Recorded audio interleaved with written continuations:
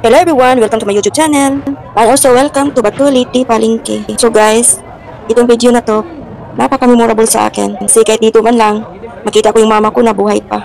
By the way, ito yung mama ko. Ito yung pwesto niya sa palengke. Kaya busy-busy ang mama ko dito. Kaya everyday is my mama routine. Madaling araw pa lang, nandito na ang mama. Hanggat maubos yung isda niya. Ang sipag ng mama ko. Pero pati yung papa ko masipag din. Kaya napakaswerte namin sa kanila. Kaso nga lang guys, nakalungkot. Dahil parehas na wala na sila. Kaya itong palengke na to, pangalawang tahanan ng mama ko. Naalala ko pa guys, nung umuwi kami dahil binuro ng mama, pumunta kami ng palengke kaming tatlong magkapatid. Pagpasok namin, hindi naman sadya, nung nagkasabay kaming tumulo ang luha namin tatlo. Dahil parehas kaming tatlo, naalala namin ang mama namin. Kasi pag malayo pa lang kami papunta sa pwesto niya, sinalubong na kami agad. At tinanong, "Nak, anong gusto niyong ulam? Anong isdang gusto niyo? Gusto ba niyo magkarning baboy kayo?" Kasi yung tayo na yun, ang lungkot dahil wala nang sumalubong sa amin, tatlo.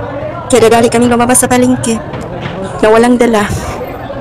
At hindi namin nakalain na may humahabol pala sa amin. Bit-bit ang plastic na may lamang mga isda. Kaya shout out din mo Dong Ruel. Ruel Dolmeques. Ikong salamat silingan. Appreciate na mo to Dong. Ikong wapatuming isda, wadyo mi dala. Kaya wala di na mo kaya pa. Kaya itong video na to, lagi ko talagang binalik-balik na panoorin. Pag umiyak man ako, tumulo man ang luha ko, papanoorin ko to. At least nakita pa yung mama ko dito. Buhay na buhay. Kaya yun lang guys, hanggang dito na lang. Daghang salamat sa taglantaw. And don't forget to subscribe my YouTube channel.